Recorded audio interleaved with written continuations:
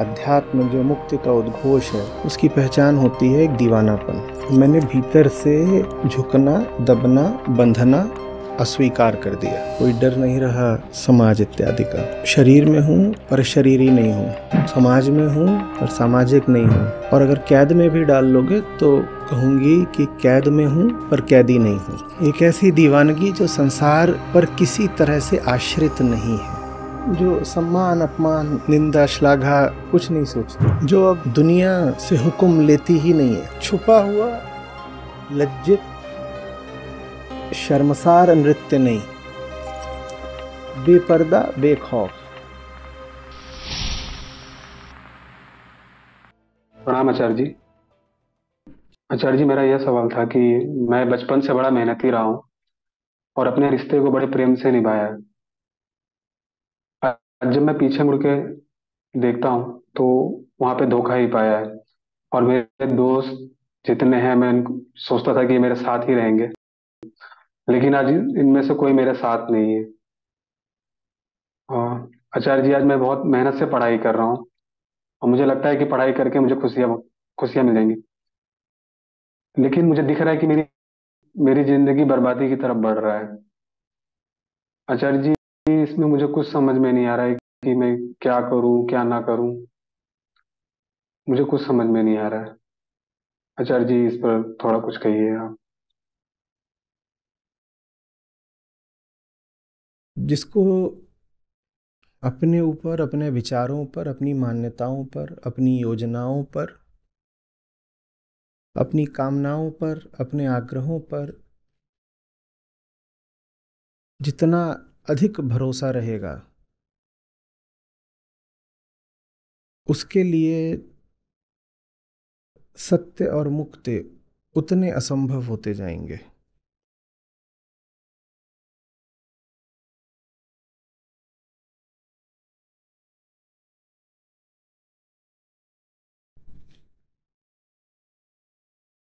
सच उनके लिए है जिन्हें सबसे पहले अपने पर संदेह होना शुरू हो,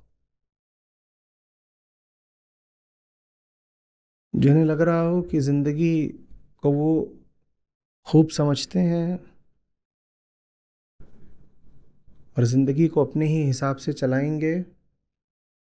सच उनके लिए नहीं है।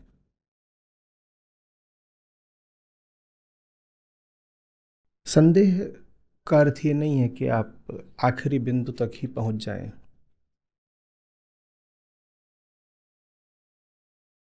इतना भी संदेह अगर हो जाए कि आप जांच पड़ताल, परीक्षण करने को तैयार हो जाएं, तो भी शुभ है, शुरुआत हो जाएगी। लेकिन अधिकांश लोगों को खुद पर पूरा भरोसा होता है और उम्र बढ़ने के साथ साथ उन्होंने अपने आसपास भरोसों की पूरी एक व्यवस्था खड़ा कर ली होती है। बहुत निवेश कर दिया होता है उन्होंने उन जगहों पर जिन पर उनको भरोसा है। अब अगर थोड़ी आहट मिलती भी है कि तुमने ये जो इमारतें खड़ी कर दी हैं, इनकी तो बुनियाद ही खोखली है, तो भी इन लोगों में न तो इतनी ऊर्जा होती है, न इतनी हिम्मत कि वो कहें कि अगर बुनियाद खोखली है तो इमारत दोबारा बनाएंगे या खुले आकाश के नीचे जी जाएंगे। पर ऐसी इमारत में तो नहीं रहेंगे ना जिसकी बुनियाद खोखली है। बड़ा निवेश कर दिया, आर्थिक, शारीरिक, मानसिक, भावनात्मक, बहुत लगा दिया उसमें।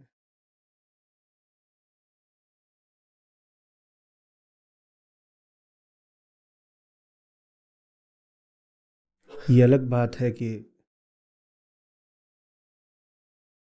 10 लाख रुपए दे करके अगर धोखे से जहर मंगा लिया है तो खा थोड़ी लोगे कि 10 लाख खराब नहीं जाना चाहिए। 10 लाख खर्च करें हैं,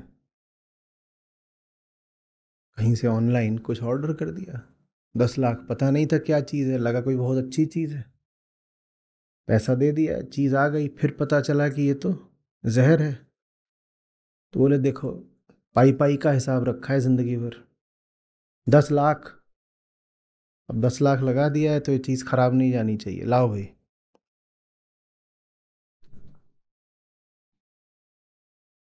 दिक्कत कुछ नहीं, शहद के साथ खाएंगे।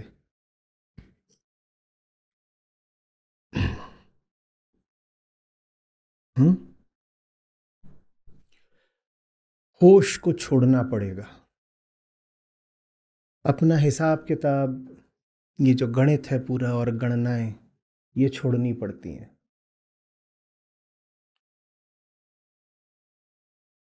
अतीत के बंधन, भविष्य के आग्रह, देखना पड़ता है सब कितने मूर्खतापूर्ण है।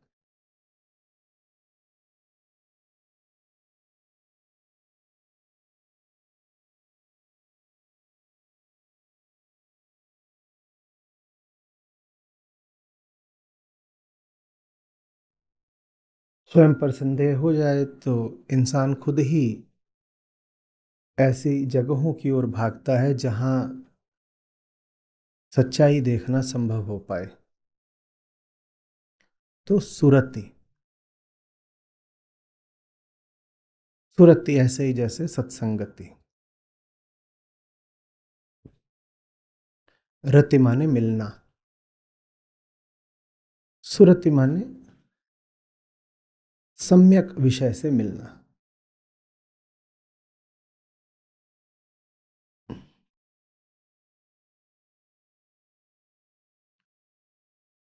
हम आमतौर पर उन्हीं से मिलना पसंद करते हैं जो हमारे धोखों को कायम रखें, जिनके साथ हमारा भ्रम बचा रहे, उन्हीं के साथ उठना बैठना हमें बहुत पसंद होता है।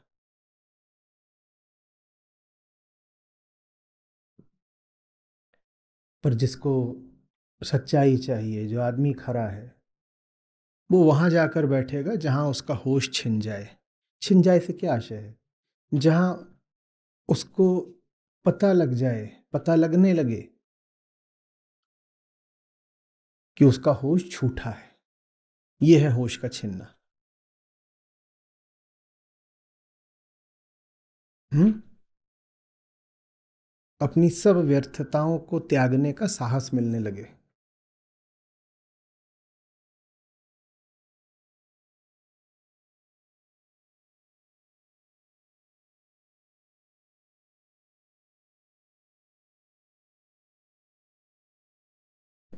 और ये सब चुनाव होता है। आप ऐसी जगह जाओगे कि नहीं जाओगे, चुनाव की बात है। उससे पहले आप अपने ऊपर संदेह भी करोगे कि नहीं, ये भी आपके चुनाव की बात है। और आपके सामने मधु का प्याला रख भी दिया जाए तो आप उसे स्वीकार करोगे कि नहीं, ये भी चुनाव की बात है। इतना ही नहीं, मधु ग्रहण करने के बाद भी आप अपने झूठे होश को त्यागते हो या नहीं, अभी भी चुनाव बचा हुआ है। आप तक सच ला भी दिया जाए तो कोई जरूरी नहीं है कि आप झूठ छोड़ ही दो। सच तो बहुतों तक लाया जाता है, जितना भी लाया जा सकता है। सच तो बहुतों तक लाया जाता है, इससे वो झूठ नहीं छोड़ देते। वो हाथों से सच पकड़ लेते हैं, इतना जरूर करते हैं। दिल में झूठ को बसाए बसाए वो हाथों से सच को पकड़ लेते हैं। हम्म।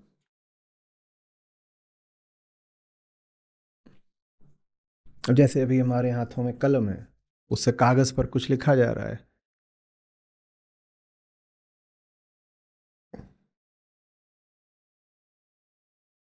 बात असली ये है कि हाथ में जो कलम है उससे दिल पर कुछ लिखा जा रहा है कि नहीं।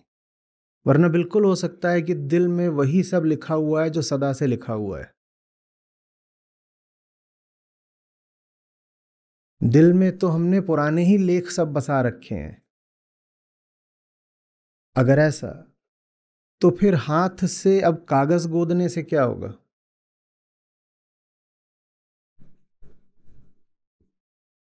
हम्म, होगा। यहां बहुत पुरानी किताबें रख के बैठे हैं हम सब, हाथ से लिख रहे हैं। सब अपने चुनाव की बात होती है। यहाँ भी ज्ञानी हैं, गा रहे हैं। वो गा इसलिए रहे हैं ताकि आपको थोड़ा लुभा सकें, रिझा सकें। पर आप मानेंगे कि नहीं, ये तो आपका फैसला होता है। बताने वालों ने, गुरुओं ने, ज्ञानियों ने इस अर्थ में बड़ा अपमान पाया है। वो उम्र भर नाचते ही गाते रहे हैं आपको रिझाने को, जैसे उनका कोई मूल्य ना हो और हम बहुत बड़े लोग हों कि कोई बार बार आके कह रहा है मान जाओ मान जाओ। हमारा रुख कुछ ऐसा रहा है, हाँ ठीक है देखेंगे, बस इतना ही है। मज़ा नहीं आया, और बढ़िया माल हो तो दिखाओ। तो फिर वो एक श्लोक और लेके आते हैं, एक गीत और रचते हैं।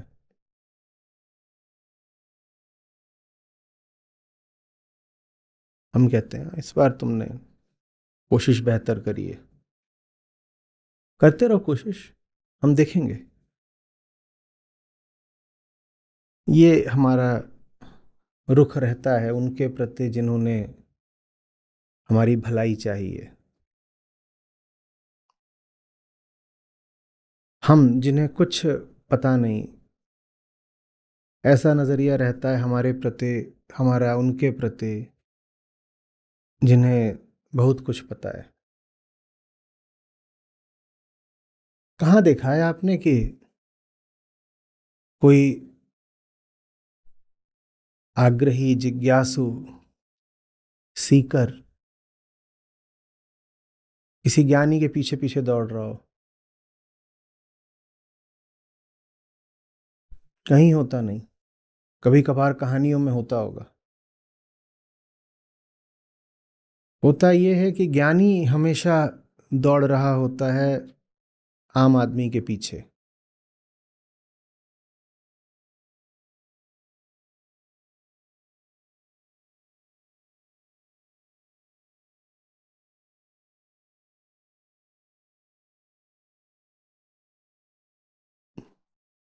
और आम आदमी दौड़ रहा होता है संसार के पीछे, कामनाओं के पीछे।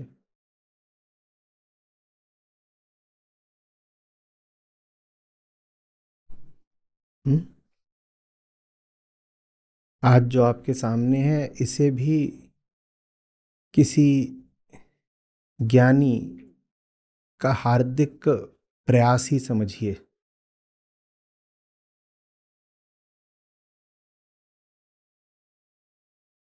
कुल मिलाकर वो इतना ही कह रहे हैं मान जाओ।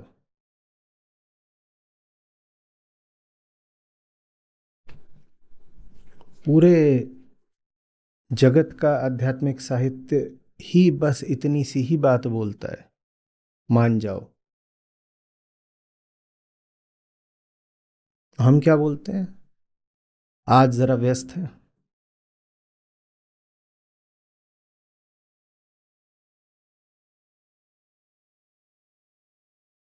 चावल, नमक, हल्दी और हींग आज जरा सस्ते मिल रहे हैं, पहले वो निपटाने दो।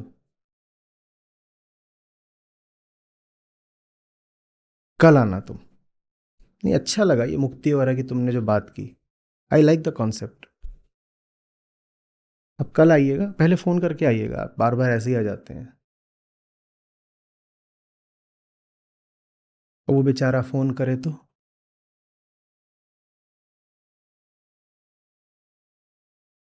काहे को उठाए?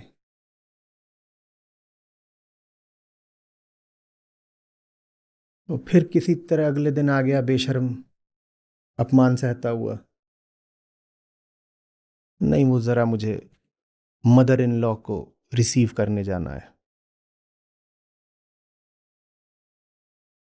फिर अपना सा मुंह लेके बैठा हुआ है, कह रहा ताजा ताजा आपके लिए आज श्लोक तैयार किया था।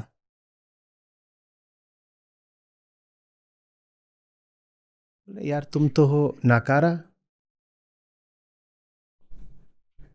तुम्हारे न घर न द्वार और हम चला रहे हैं संसार, पूरी दुनिया हम ही से है।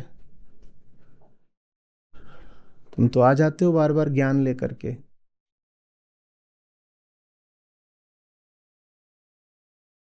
हमें और भी चीजें देखनी होती हैं, गुड़, साहस, कद्दू।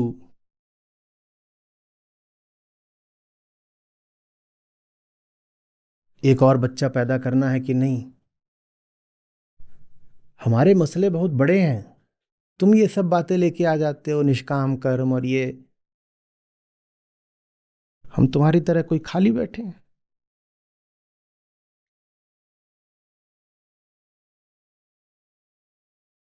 और हम कोई बुरे आदमी नहीं है, ज्ञान वगैरह तुम्हारे पास है, हम उसकी इज्जत करते हैं, तभी तो अभी तक हमने पीटा नहीं तुमको। नहीं तो जितना तुम हमारा पीछा करते हो।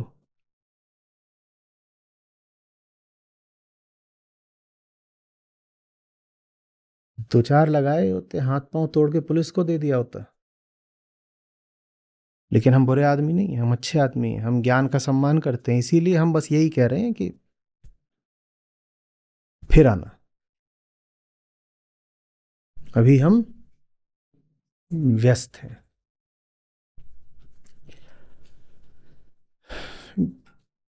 क्या नहीं, मुस्कुराते हैं, बोलते हैं कोई बात नहीं, हम फिर से आ जाएंगे।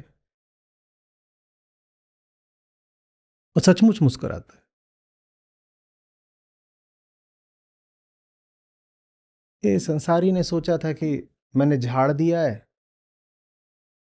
कुछ तो इसको बुरा लगा होगा, क्योंकि संसारी को कोई झाड़ देता है तो बड़ा बुरा मानता है।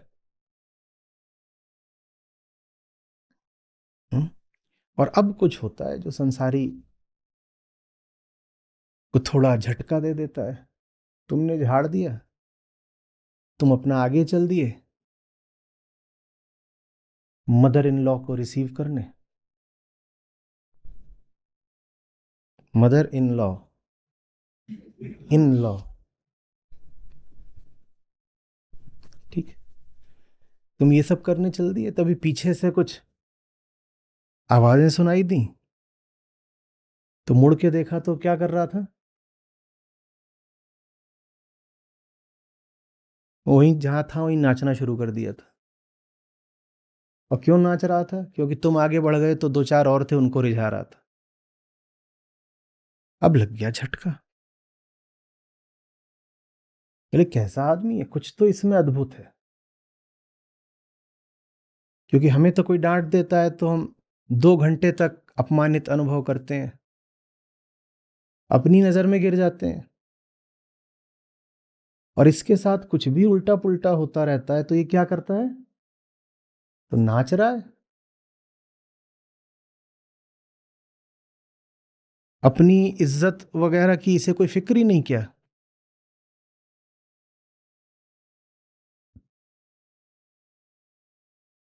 हम्म। तो भाई साहब कहते हैं थोड़ा अब मदर इन लॉ को 1 मिनट इंतजार करा लेंगे, मुड़ के जाते कहते भाई क्या है, इतनी जोर से मैंने डांटा तुझे, तू नाच कैसे रहा है? तो बोलता नाच ही नहीं रहा, गा भी रहा हूं। सूरत कलारी भई मतवारी, मदवा पी गई बिन तोले।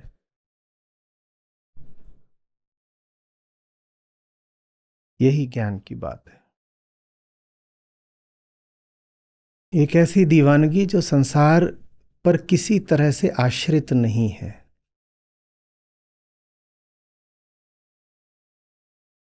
जो सम्मान अपमान निंदा श्लाघा कुछ नहीं सोचती।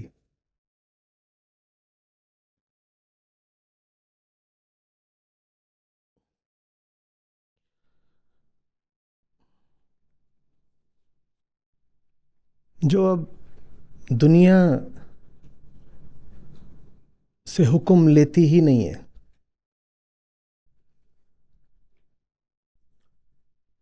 वो दुनिया से हुक्म क्या कुछ भी नहीं लेती है।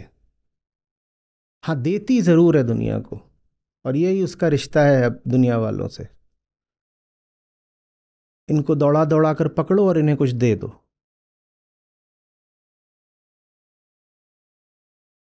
ये सम्मान करें कि अपमान, इन्हें कुछ देते चलो।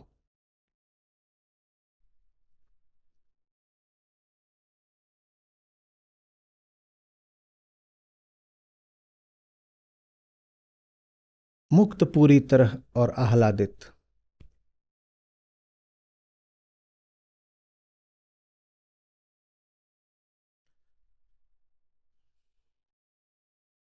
सच इसीलिए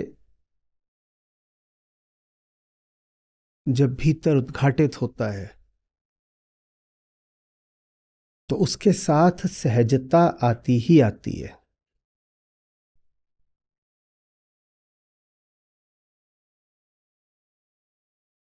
वही सहजता शब्द में संगीत और कर्म में नृत्य बन जाती है।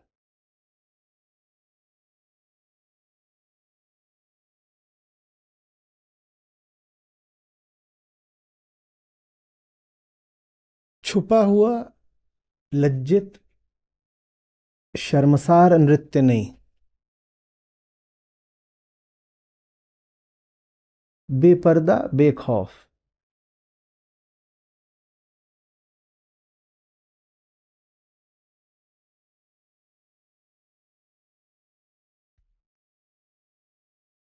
और अगर आपके कर्म अभीत निडर बेखौफ नहीं हो पाए हैं तो अपने आप को किसी झांसे में मत रखिएगा। सच से आप बहुत दूर हैं और वो आपका चुनाव है।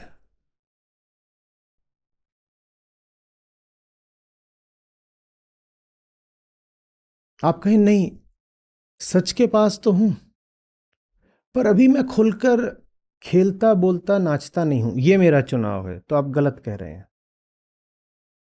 एक बार सहज हो गए तो निर्विकल्प हो जाते हो, अब चुनाव नहीं रहता।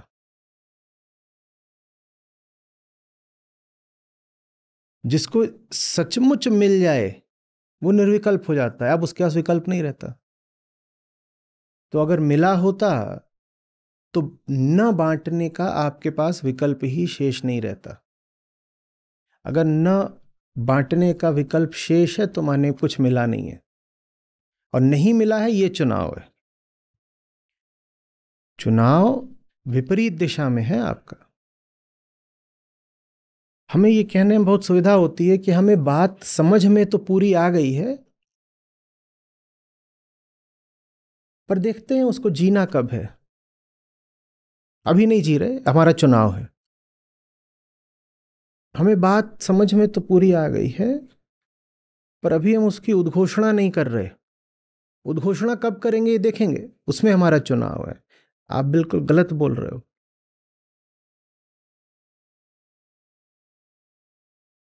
यदि समझ में आ जाती है तो चुनाव शेष नहीं रहता, निर्विकल्प हो जाते हो।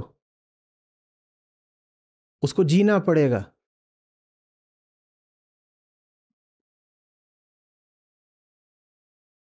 सबके सामने, गली मोहल्ले चौराहे नुक्कड़, हर मंच से उसको गा गा के चिल्ला चिल्ला के बांटना पड़ेगा। निर्विकल्पता माने जैसे विवशता करना ही है। अवश हो गए। वश माने जिस पर बस चलता है, बस। हुँ? वश से ही आया है, बस। जब बस चलना बंद हो जाता है तो उसको कहते हैं अवशता। उसी अवस्था से मिलता जुलता, विवशता। और जहां आप अवश्य हो जाएं उसको ही कहते हैं आवश्यक।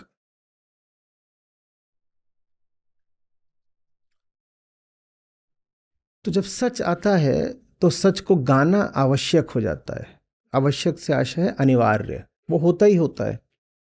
अगर आप उसको रोक पा रहे हो तो फिर अभी सच आया नहीं है, और सच नहीं आया इसमें जरूर आपका चुनाव है। जो कहे मैं तो जानता हूं पर किसी को बताता नहीं, उसे खुद भी नहीं पता।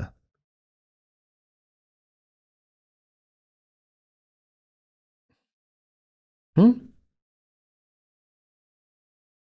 जो कहे कि समझ तो सब गया हूं पर समझ को छुपा कर रखता हूं, उसको जीवन में और कर्मों में नहीं आने देता।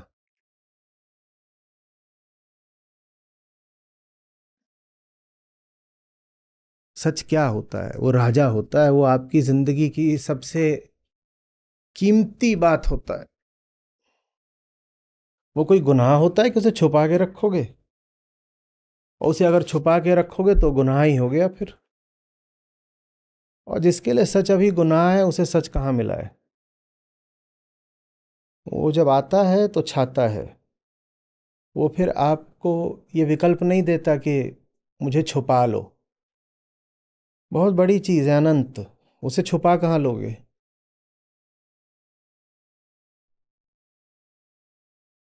समझ में आ रही है बात?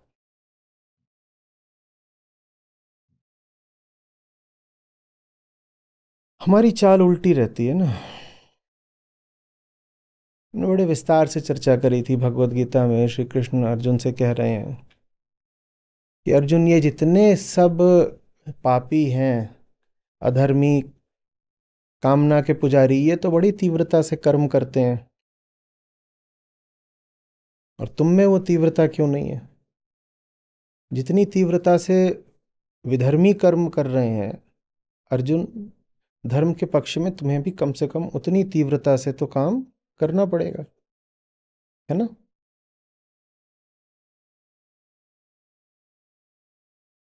वो खेल आज भी जारी है, वो चीज आज भी चल रही है।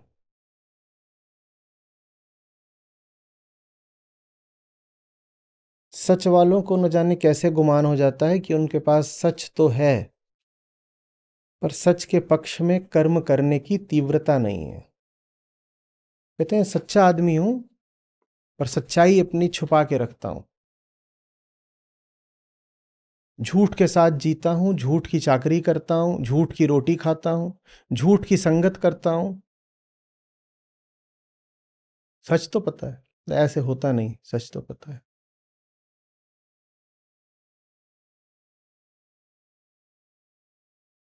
आज बहुत संदेश आ रहे थे, बोल रहे हैं कि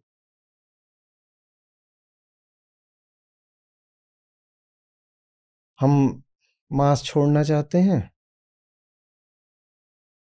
लेकिन जब भी छोड़ने की बात करते हैं तो हमारे घर परिवार के और दोस्त यार सब हमारा मजाक उड़ाते हैं, बहुत खिल्ली उड़ाते हैं। ये कितनी विचित्र बात है। उनमें पूरी हिम्मत है, धृष्टता है कि वो जोर से हंस लेते हैं। वो ऐसे मांस चबा रहे हैं और जोर से हंस रहे हैं उनके ऊपर जो नहीं चबा रहे। और जो नहीं खाते उनमें डर है। वो कहते हैं हम वैसे तो नहीं खाते, आपने सिखाया है। पर वो जब किसी सभा समारोह में कोई सामने रख देता है तो थोड़ा खा लेते हैं, या नहीं भी अगर खाना होता तो चुपके से उसको एक तरफ कर देते हैं, बोलते नहीं कि हम नहीं खाते। और चाय का तो पक्का है, देखिए घर में तो नहीं पीते पर अब किसी के पास जाए पिला दे तो पी लेते हैं। हिम्मत ही नहीं होती बोलने की कि बड़ा डर लगता है। उनको नहीं डर लगता, आपको डर लगता है। जो विधर्मी है, जो सीधे सीधे पाप कर रहा है, उसे नहीं डर लगता, आपको डर लगता है।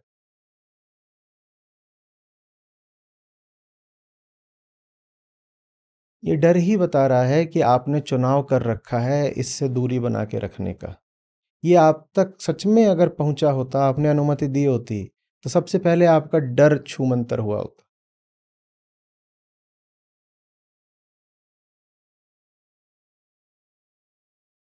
कहीं एक वीगनिज्म की कोई पोस्ट डल जाए, मान लीजिए ट्विटर पे, आप ही लोग डालते हैं कई बार, कम्युनिटी से लेके ट्विटर पे डाल दिया, में कुछ बात हो रही है शुद्ध शाकाहार की, तो उसके नीचे लोग 5 लोग आ करके कुछ लिख देंगे, अरे ये गलत है, बेवकूफ़ी, इससे कुछ नहीं होता, ऐसा नहीं वैसा नहीं, नहीं पर्यावरण को कोई खतरा नहीं है मांसाहार से, वो ये सब लिख देंगे। वो बिल्कुल मूर्खतापूर्ण बात लिख रहे हैं, लेकिन खुलेआम लिख रहे हैं, डंके की चोट पे लिख रहे हैं, उन्हें नहीं डर लग रहा। वो एकदम मूर्खता की बात कह रहे हैं, लेकिन उन्हें नहीं डर लग रहा।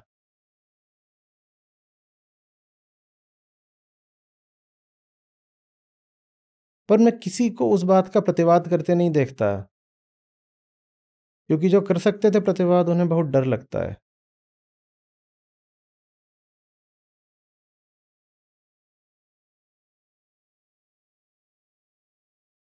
ये डर कहीं नहीं आपको जाने देगा। आप जहाँ पड़े हुए हो, सड़े हुए हो, वहीं रह जाओगे।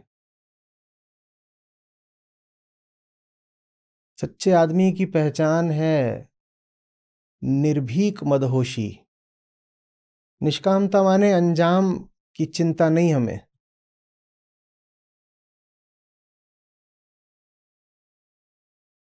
जो सही बात है वो कहेंगे, डंके की चोट पे कहेंगे।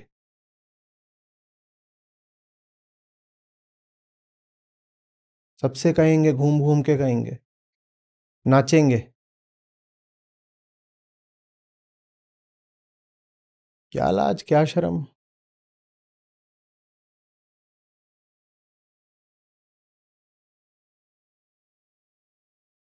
जिन्हें लाज आनी चाहिए उनको आए ना, या हम लजाएंगे।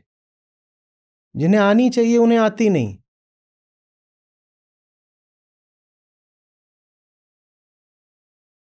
किसी ने, आप लोग बीच बीच में रेसिपी भी डाल देते हो, किसी ने लिखा कि पहले मेरे घर में चिकन बनता था, उसकी जगह फलानी मैंने रेसिपी विकसित कर ली है, और अब उसको मैं ये चीज़ें मिला करके, सोया से और ये उसमें 3-4 चीज़ें मिलाकर मैं बनाती हूँ, बहुत अच्छा लगता है। वो था वो,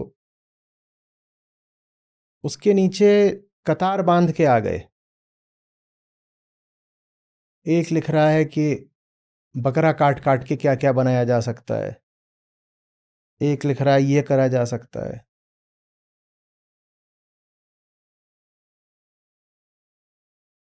उन्हें लाज नहीं आ रही, उन्हें डर भी नहीं लग रहा।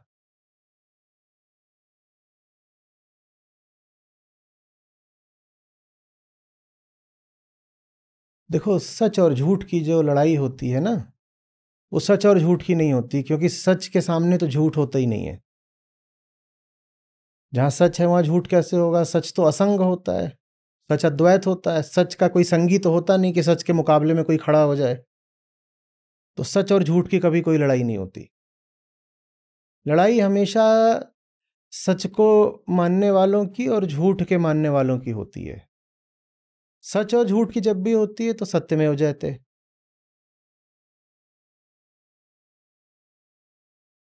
झूठ खल्लास, कोई संभावना नहीं झूठ की। सच और झूठ आमने सामने आए, झूठ गायब। लेकिन जब भी सच को मानने वालों और झूठ के मानने वालों की लड़ाई होती है, उसमें झूठ को मानने वाले ही जीतते हैं, क्योंकि वो तो चुनाव है आपका। जब सच के मानने वालों के हाथ उन्हीं की धारणाओं से, लज्जा से, कामनाओं से और डर से बंधे हुए हैं, तो सच का पक्ष कैसे जीतेगा? सच जीत सकता है? सच तो जीत क्या सकता है? सच की कोई लड़ाई ही नहीं होती। लड़ाई करने के लिए कोई प्रतिपक्षी चाहिए ना। सच के सामने झूठ खड़ा ही नहीं होता, तो सच की लड़ाई ही नहीं होती। इसीलिए सत्यम एव जयते। लेकिन जो सच के पक्ष में है वो हमेशा हारेंगे।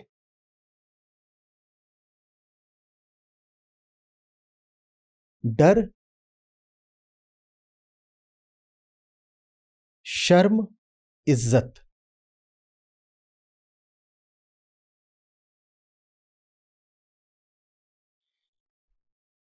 इज्जत, आबरू, हया,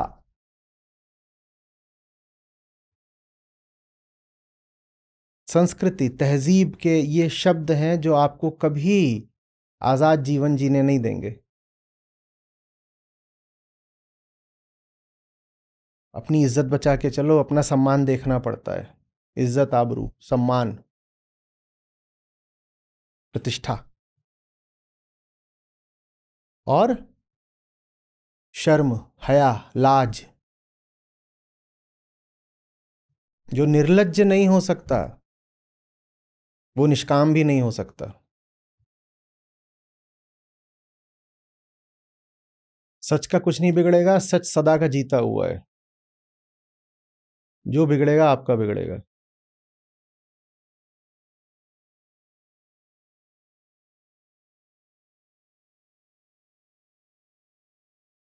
आ रही बात समझ? ये पुराना नहीं कलाम है, अभी हाल का है। मोहे आई न जग से लाज, मैं इतना जोर से नाची आज कि घुंघरू टूट गए। जब तक मन ये गाने में रस ना लेने लगे, मैंने ये नहीं कहा कि ऐसा हो गया तो बर्दाश्त कर लिया, कि इतनी जोर से नाची सबके सामने कि घुंघरू ही टूट गए, लाज वाज नहीं आई। ये बात बस बर्दाश्त नहीं करी है, इस बात का उत्सव मनाया है, इस बात को टॉलरेट नहीं, सेलिब्रेट किया है।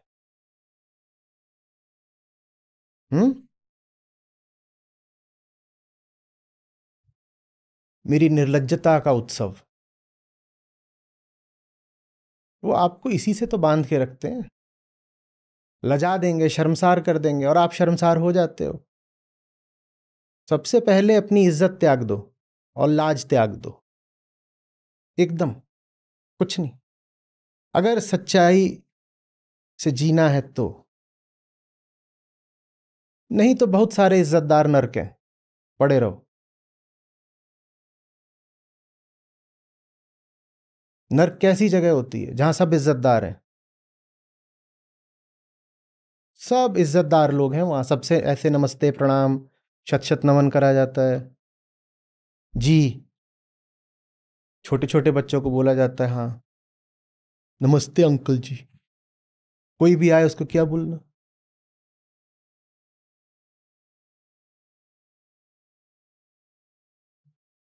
यही नर्क है। नर्क में क्या सोचते हो, कड़ाहे उबल रहे हैं? नहीं, इज्जत उबलती है बहुत सारी, और सबसे कहा जाता है इसमें गोता मारो।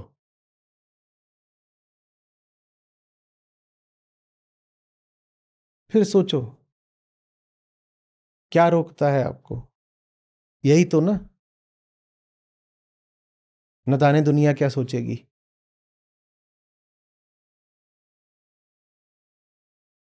कैसे हो जाओगे निष्काम अगर दुनिया से स्वार्थ के इतने तार जोड़ रखे हैं? ये बहुत बड़ा स्वार्थ है। अगर आप अपने साइकोलॉजिकल एग्जिस्टेंस के लिए दुनिया पर आश्रित हो तो इससे बड़ा क्या स्वार्थ होगा? एक स्वार्थ होता है कि कोई आपको रोटी देता है, एक स्वार्थ होता है कोई आपको इज्जत देता है, ज्यादा बड़ा स्वार्थ ये है कि कोई आपको इज्जत देता है।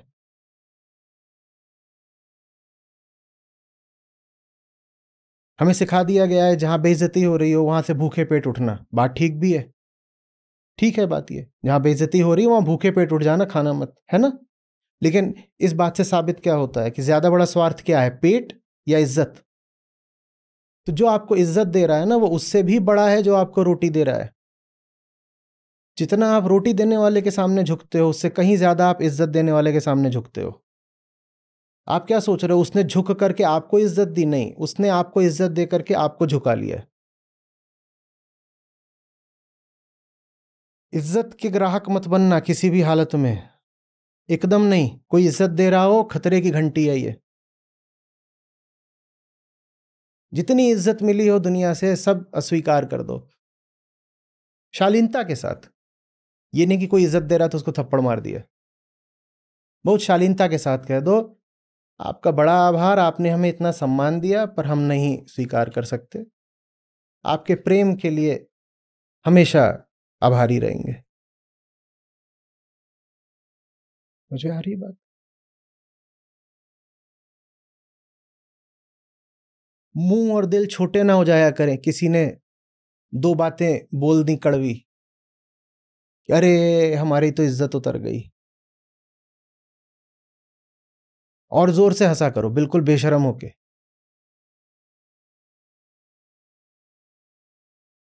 और जब वो बोले हाय दैया तनिको लजावत नहीं, तो और जोर से हंसो।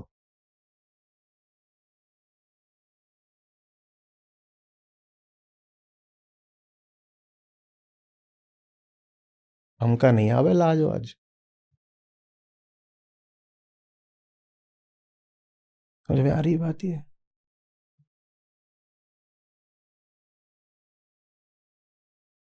नहीं तो कैसे होगा ये, मदवा पी गई बिन तोले। यहाँ सिर्फ पीने की बात नहीं हो रही, यहाँ तो कहा बिना तोले, गिनना भी नहीं। तब तक पीना जब तक वो पुराने होश का आखिरी कतरा भी बाकी है। इतना पीना कि पूरे ही बेहोश हो जाओ। बेहोश माने समझ रहे हो ना?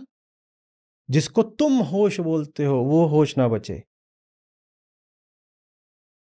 तब तक पीते रहना। बेसुध हो जाओ, बेखुदी छा जाए।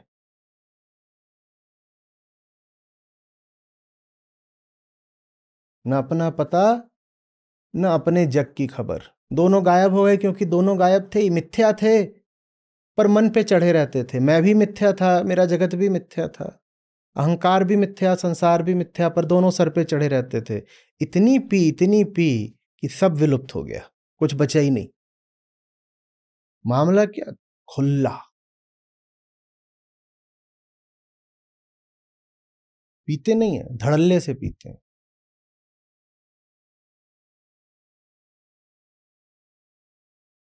और लोगों के पीछे दौड़ते हैं।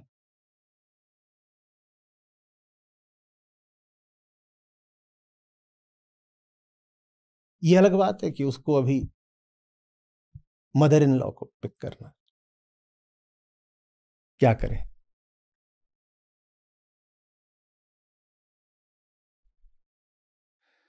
कुछ आ रही है बात समझ में? ये खेल ज्ञान अर्जित करके मुंडी फुला लेने का नहीं है कि जैसे टायर में हवा ज्यादा भर दी हो, वैसे ही ज्ञानियों के ज्ञान ज्यादा भर जाता है, उनका खोपड़ा ऐसे सूज जाता है। ये खेल हल्के होने का है। जब सर इतना फूल जाएगा तो सेंटर ऑफ ग्रेविटी भी यहीं चढ़ जाएगा, पट से गिरोगे नीचे। नाचोगे कैसे फिर? हल्का है वही तो नाचेगा ना। हाँ। हमें फिक्र ही नहीं किसी की, क्या यहाँ रखें, यहाँ फिक्र ही तो बैठी होती है। चिंताओं के अलावा यहाँ क्या होता है? क्या है? कुछ है? जिसकी चिंता करते थे उसको जान लिया अर्थहीन, तो उसकी चिंता क्यों करें? व्यर्थ की चिंता की जाती है। 2000 का नोट गिर गया था, इधर उधर खोज रहे थे ये वो, फिर किसी ने आके बताया अरे वो नकली था। अब चिंता करोगे? गई चिंता, चाह गई चिंता गई, मनवा बेपरवाह।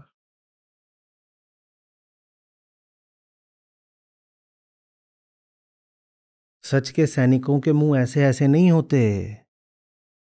कैसा होता है? बब्बर शेर देखा है? शरीर उसका फिर भी एक आकार का होता है, मुंह इतना बड़ा होता है उसका। इतना बड़ा तो होता भी नहीं है। वो अपने आप को सजा के रखता है। हम्म। वो खुद ही अपने आप को सम्मानित करके रखता है। कैसे? मुंह और मुंह के पीछे ये झबरीले बाल। कहता हम हैं। हम अपनी कद्र खुद करना जानते हैं, हमें किसी दूसरे से नहीं चाहिए। बाघ सिंह से आकार में वजन में बड़ा होता है, जानते हो? और बाघ और सिंह की लड़ाई हो जाए तो संभावना ही होती है कि बाघ जीतेगा। लेकिन फिर भी राजा किसको बोलते? रुतबा। रुतबा। गति चीते के पास होती है, ताकत बाघ के पास होती है।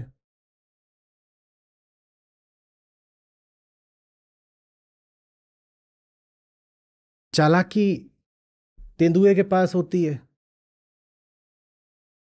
लेकिन शेर कहलाता है सिंह। क्यों? क्योंकि वो ऐलान करता है मैं हूं। जबकि सच पूछो तो बहुत सारे और हैं जो उससे हर मामले में ऊपर ही हैं। और ये भी जो हम कहते हैं ना कि सिंह झुंड में नहीं चलता, ये बात भी सही नहीं है। बाघ नहीं चलता है झुंड में, लायन चलते हैं झुंड में। वो चलते प्राइड ऑफ लायंस। प्राइड माने उनका झुंड, तो वो तो झुंड में भी चलता है। किसी दृष्टि से नंबर एक नहीं है वो, लेकिन फिर भी उसको शेर बोला जाता है।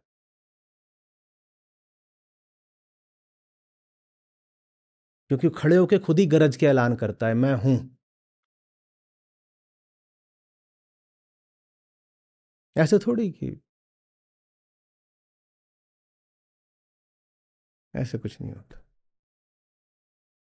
कोई फायदा है? शेर जितनों को मारता है उससे कहीं ज्यादा को तो सांप मार देता है दुनिया में। कभी सुना है जंगल का राजा सांप है? क्यों? क्योंकि वो लोट रहा है, झाड़ में छुपा हुआ है,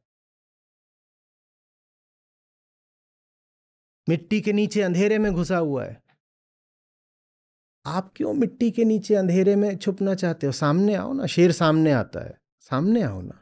सांप आता है सामने, तो सांप कितना भी घातक क्यों ना हो, सांप को कोई नहीं राजा वाजा मानता।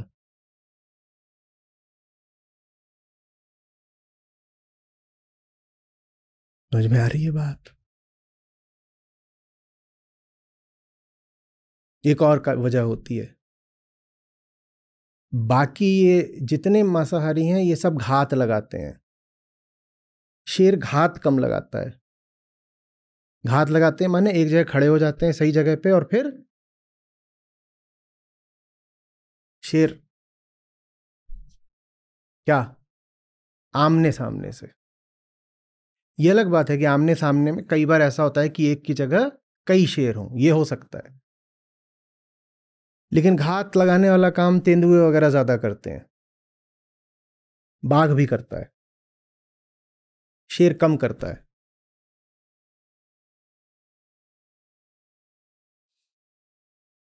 हाँ, सामने खड़े, आओ आओ।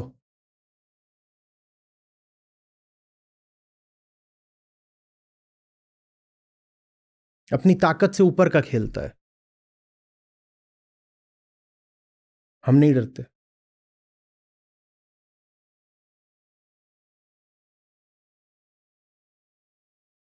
समझ में आ रही है बात?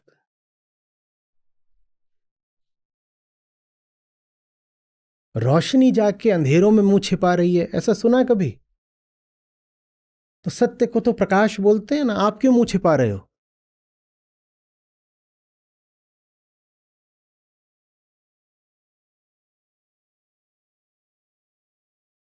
क्या कहते हैं उपनिषद?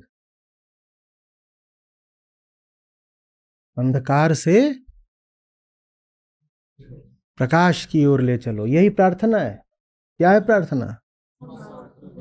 असतो मा सतगमय तमसो मा ज्योतिर्गमय। या ये है कि हाँ अब हम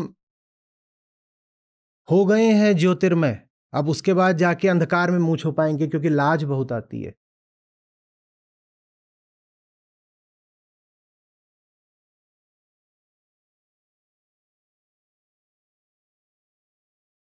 जितने नालायक हैं उन्हें नहीं ला जाती। वो ढोल नगाड़ा लेकर के अपनी मूर्खताएं विज्ञापित करते हैं, उनको नहीं ला जाती।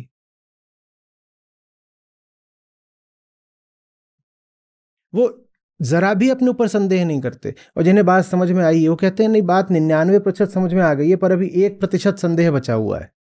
वो 1% तो मरते दम तक रहेगा, तो माने मरते दम तक तुम कुछ करने नहीं वाले फिर। अच्छा, सच 99% समझ में आ गया है, 1% संदेह है और तुम कर कुछ नहीं रहे, तो माने 99 और 1 में तुमने चुना किसको है? तुमने पक्षपात क्यों किया? अगर 99% सहमत हो और 1% नहीं सहमत हो, तो 100 में से 99 काम तो अपनी सहमति के हिसाब से करो, एक काम चलो रोक दो। पर हमारा तर्क ये रहता है, अभी बात हमें पूरी तरह समझ में नहीं आई है, इसीलिए हम कुछ भी नहीं करेंगे। पूरी तरह तो कभी भी समझ में नहीं आएगी। और ये जितने नालायक घूम रहे हैं ढिंढोरा पीटते, इन्हें क्या पूरी तरह समझ में आई है? इन्हें तो कुछ भी समझ में नहीं आया, पर वो पूरे तरीके से अपना काम कर रहे हैं और पूरी पृथ्वी तबाह कर रहे हैं, है ना? हम कहते हैं अभी अभी थोड़ा डाउट बाकी है। वो तुम्हारा थोड़ा डाउट कभी हटेगा भी? कभी नहीं हटने वाला। और उससे न हटने देने में हमारा स्वार्थ भी है। वो थोड़ा डाउट बचा रहे तभी तो फिर हमारी बेहोशी बची रहती है। अगर हमने मान लिया कि अब कुछ डाउट नहीं है, तो बहाना क्या बचेगा?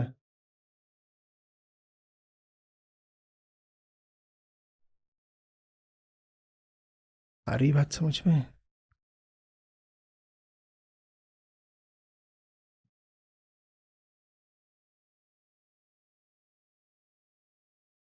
स्पॉन्टेनिटी, सहजता।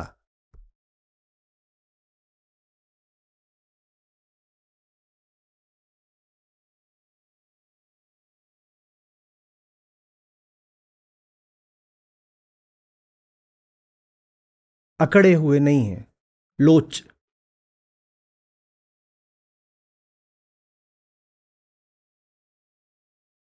सूखी डाल जैसे नहीं, झूमते पत्ते जैसे।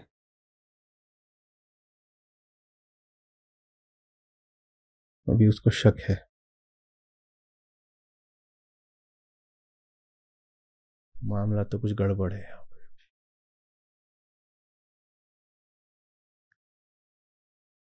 क्यों भाई?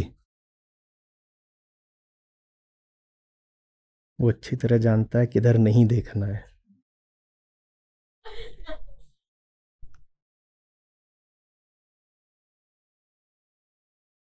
जो बच्चे मुझसे गड़बड़ करते हैं उनको मैं यहाँ बैठा लेता हूँ।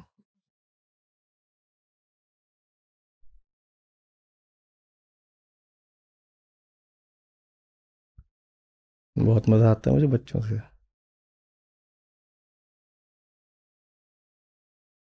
हर तरफ देख रहा है, सिर्फ एक तरफ के। ये भावार्थ हटा दीजिएगा।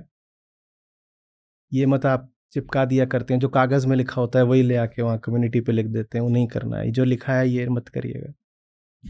शब्दार्थ भावार्थ दोनों हटा दीजिए। ये वृत्ति का जो है अर्थ लिखा है उसको ठीक कर लीजिए।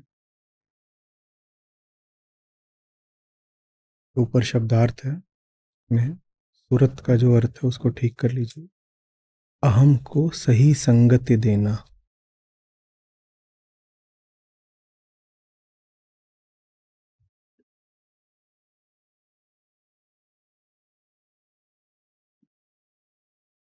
रति माने संग, सुरति माने सही संगति।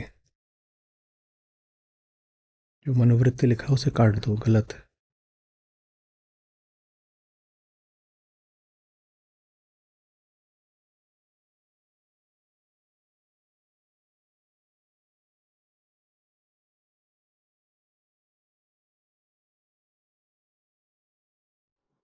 सुरत कलारी भई मतवारी, मतवा पी गई बिन तोले। हम्म? कलारी से अर्थ है जिसके द्वारा मद बनाया जाता है, जो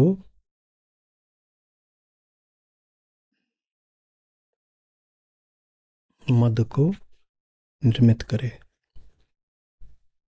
कलार, कलारी तो उसी को बोलते हैं।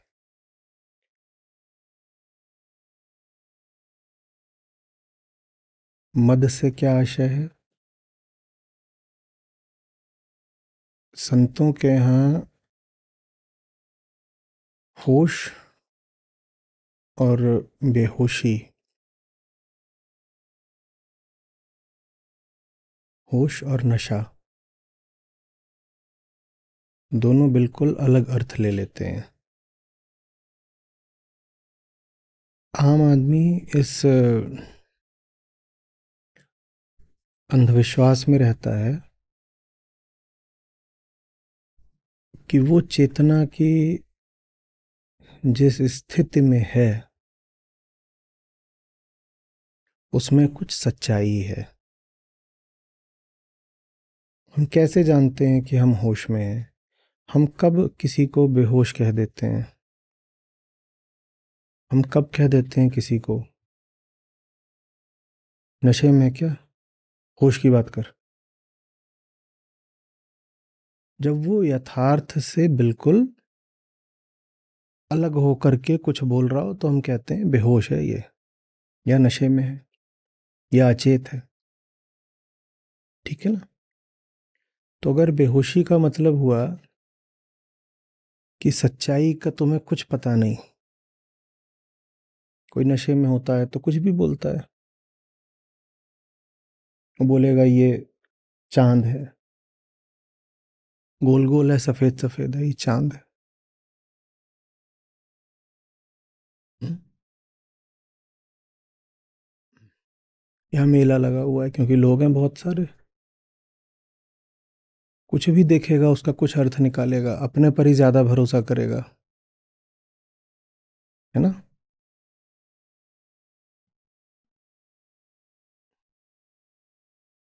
उसका दिमाग झूम रहा है, उसकी आंखें अस्थिर हैं, उसको पता भी नहीं चल रहा कितने लोग हैं।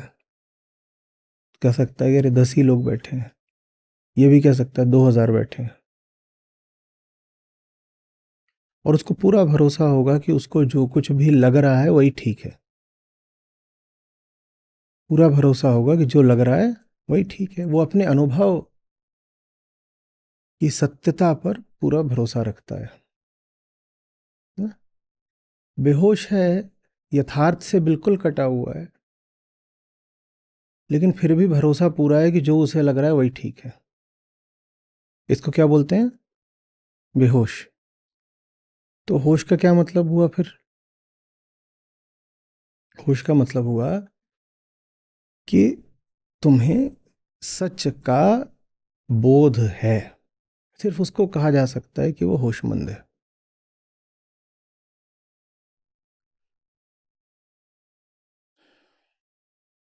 जिसको लगातार सच पता लग रहा है, जो भीतरी तौर पर कल्पना में नहीं, अहम में नहीं, सच में स्थापित है, सिर्फ उसको कहा जा सकता है कि होश है। ठीक है? तो ये हुई होश की वास्तविक परिभाषा।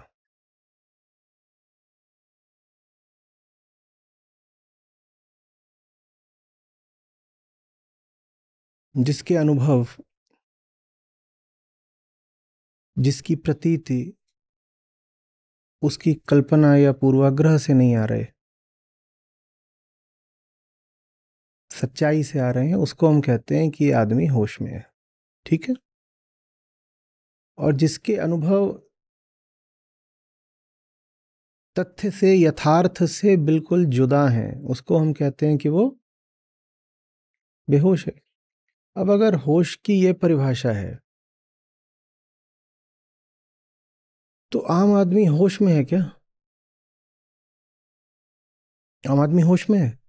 दावा हम सबका है कि हम होशमंद हैं, पर होश का मतलब तो ये है कि आपको सच पता हो। आप किसी को भी सच पता है क्या?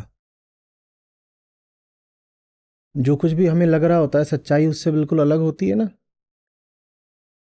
और जो कुछ हमें लग रहा होता है हम मानते, लेकिन एकदम जिद में उसको ही सच्चाई है। हाँ, बाद में पता लगता है अरे सच्चाई नहीं थी। बाद में हमें लगता है कुछ और सच्चाई है, उसके बाद में पता चलता है वो भी नहीं है सच्चाई।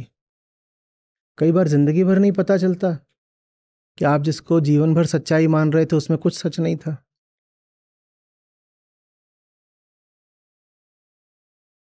तो पागल आदमी कभी नहीं मानता वो पागल है, और आम आदमी कभी नहीं मानता कि वो बेहोश है ना? आम आदमी का, हमारा, आपका, हम सब, हमारा दावा ये है कि हम सब होश में हैं। हर आदमी यही सोच रहा है कि मेरा हिसाब किताब बिल्कुल ठीक है, मैं अपने हिसाब से ज़िंदगी चलाऊंगा, मेरे अपने तरीके हैं, मेरी अपनी गणनाएं हैं, मेरी अपनी युक्तियां हैं, चालाकियां हैं, मेरे अपने विश्वास हैं, यही सब ठीक है। और इसको हम क्या बोल देते हैं? हमारा होश। हम इसे क्या बोलते हैं? हमारा होश।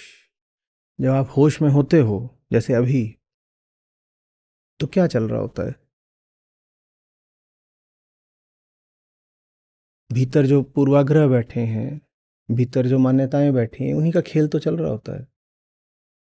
मैं आपसे जो बोल रहा हूँ, सब लोग अलग अलग बात सुन रहे हैं। सब अलग अलग बात कैसे सुन रहे होंगे?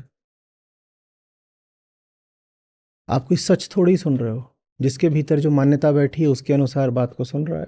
सबने अलग अलग बात सुनी है, पर दावा सबका यही है कि सब होश में है, और सबने जो सुना वही तो सच्चाई है। हर एक को यही लग रहा है कि उसको जो पता है वही, और हम इसे किसका नाम देते हैं? तो इसलिए ज्ञानियों को बड़ी समस्या हो गई। उन्होंने कहा ये तो शब्द ही इन्होंने छीन लिया, झुन्नुओं ने। ये हैं सचमुच बेहोश, पर इन्होंने अपनी बेहोशी को क्या नाम दे दिया? तो जो होश शब्द है, चैतन्य, वो तो छिन गया। क्योंकि जितने हैं सड़क पर चलते फिरते, ये सब अपने आप को क्या बोल रहे हैं? होशमंद। ये सब होश में, सब होश में है। शब्द ही चला गया, गया। तो इस समस्या का उन्होंने हल क्या निकाला? बोले अगर ये होश में है, तो फिर हम अध्यात्म को नशा बोलेंगे। बोलेंगे अगर इसे होश बोलते हैं इनकी हालत को, तो हम अध्यात्म को फिर मद, नशा या खुमारी बोलेंगे। अध्यात्म अपने आप में नहीं नशा है, लेकिन अगर आप होश में हो तो अध्यात्म बेहोशी है।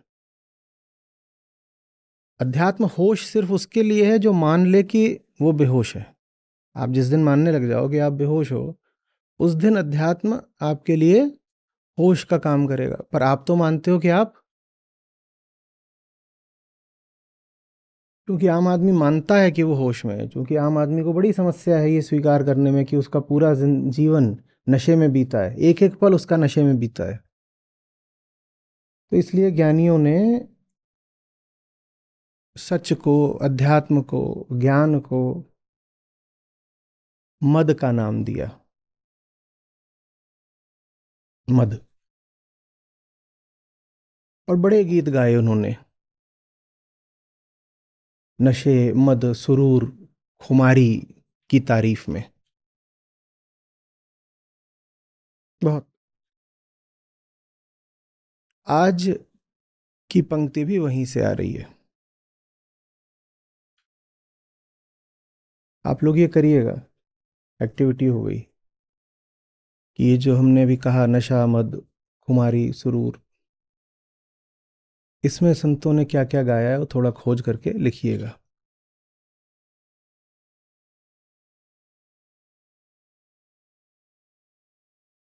हम्म।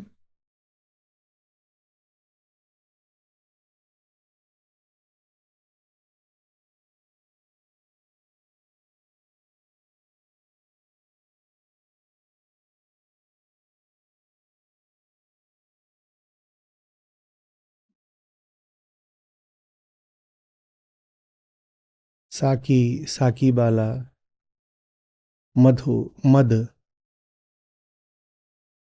ये सब संतों ज्ञानियों के यहाँ बड़े प्यारे शब्द बन गए। उन्होंने कहा कि हमारे आने से पहले तुम होश में थे ना, यही तुम्हारा दावा था, तो आओ हमारे यहाँ, हम तुम्हें बेहोश करेंगे। माने जो भी तुम चेतना की स्थिति लेकर हमारे पास आए थे, हम तुम्हें उस चेतना से अलग कर देंगे। अगर वो होश था तो हम तुम्हें, अगर वो होश था, और झुन्नू का दावा तो यही है कि वो होश था। कहता है वो होश है, तो कहते हैं कोई बात नहीं, आओ हम बेहोश करते हैं तुम्हें। तुम्हें नशा चाहिए, आओ हमारे यहाँ, हम पिलाएंगे तुमको।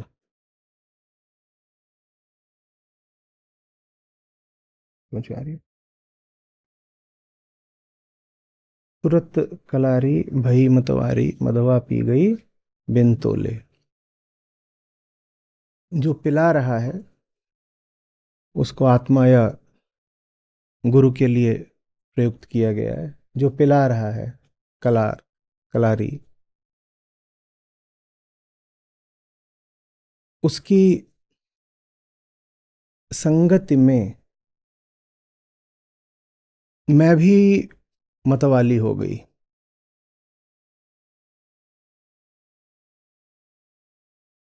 और ऐसी मतवाली हो गई कि मदवा पी गई बिन तोले।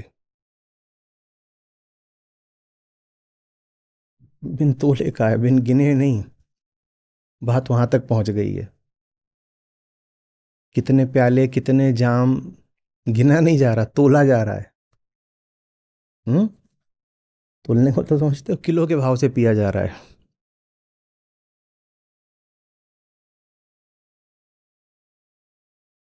मदवा पी गई बिन तोले, ऐसी मतवाली हुई। जिसको हम सांसारिक चेतना कहते हैं, नरक समान ही है। कोई बाहर से थोड़े ही बंधन चाहिए होता है। हमारे बंधन हमारे भीतर है सब। हम्म? और इसलिए अध्यात्म जो मुक्ति का उद्घोष है, उसकी पहचान होती है एक दीवानापन।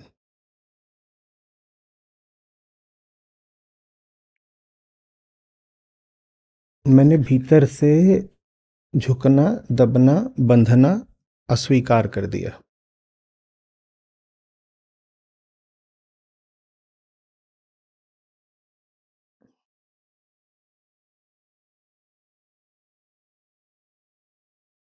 कोई डर नहीं रहा समाज इत्यादि का।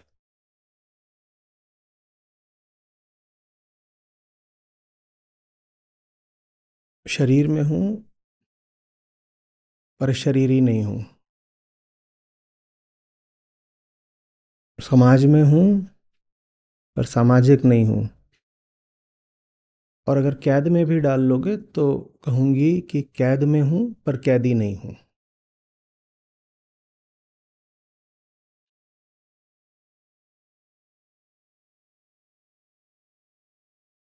वास्तव में यही वो आखिरी चीज है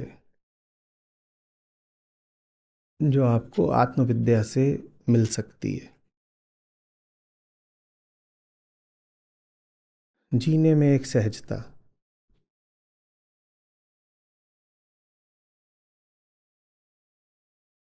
निडरता।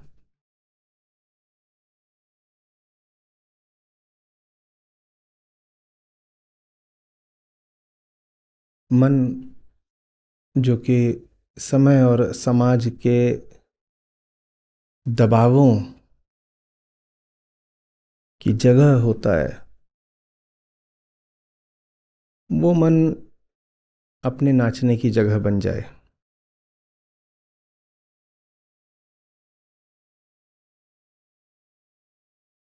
जहाँ कभी हमारा नर्क रहा करता था, वहाँ अब हमारा नृत्य रहा करता है।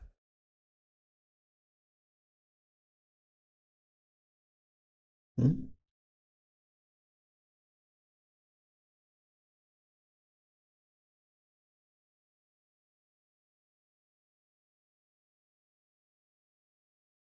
शुरुआत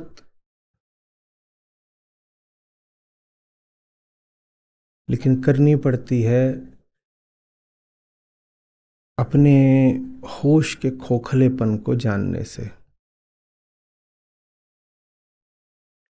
नहीं तो ये सब बातें, नृत्य, दीवानगी, आज़ादी, बातें ही रह जाती हैं। मन मस्त हुआ तब क्यों बोले, मन मस्त हुआ तब क्यों बोले, मन मस्त हुआ तब क्यों बोले, मन मस्त हुआ तब क्यों बोले, मन मस्त हुआ तब क्यों बोले, मन मस्त हुआ तब क्यों बोले। हीरा पायो गांठ गठियायो,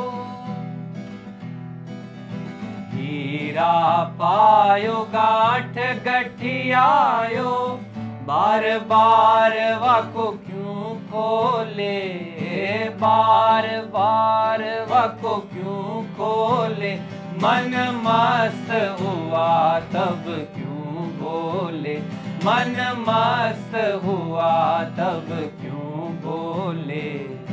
हल्की थी तब चढ़ी तराजू, हल्की थी तब चढ़ी तराजू, पूर भई तब क्यों तोले, पूर भई तब क्यों तोले, मन मस्त हुआ तब क्यों बोले, मन मस्त हुआ तब क्यों बोले, मन मस्त हुआ तब क्यों बोले, मन मस्त हुआ तब क्यों बोले, मन मस्त हुआ तब क्यों बोले, मन मस्त हुआ तब क्यों बोले।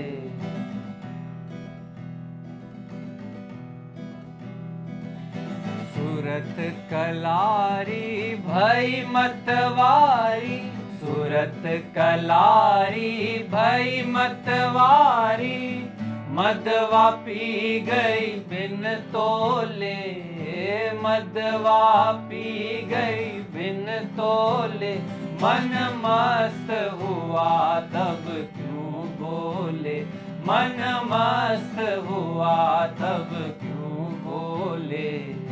हंसा पाए मान सरोवर, हंसा पाए मान सरोवर, ताल तलैया क्यों डोले, ताल तलैया क्यों डोले, मन मस्त हुआ तब क्यों बोले, मन मस्त हुआ तब क्यों बोले, मन मस्त हुआ तब क्यों बोले, मन मस्त हुआ तब क्यों बोले। तेरा साहब है घट माही, तेरा साहब है घट माही, बाहर नैना क्यों खोले, बाहर नैना क्यों खोले, मन मस्त हुआ तब क्यों बोले, मन मस्त हुआ तब क्यों बोले। कहे कबीर सुनो भाई साधो, कहे कबीर सुनो भाई साधो, साहब मिल गए दिल ओले, साहब मिल गए दिल ओले, मन मस्त हुआ तब क्यों बोले, मन मस्त हुआ तब क्यों बोले, मन मस्त हुआ तब क्यों बोले, मन मस्त हुआ तब क्यों बोले, मन मस्त हुआ तब क्यों बोले, मन मस्त हुआ तब क्यों बोले, मन मस्त हुआ तब क्यों बोले।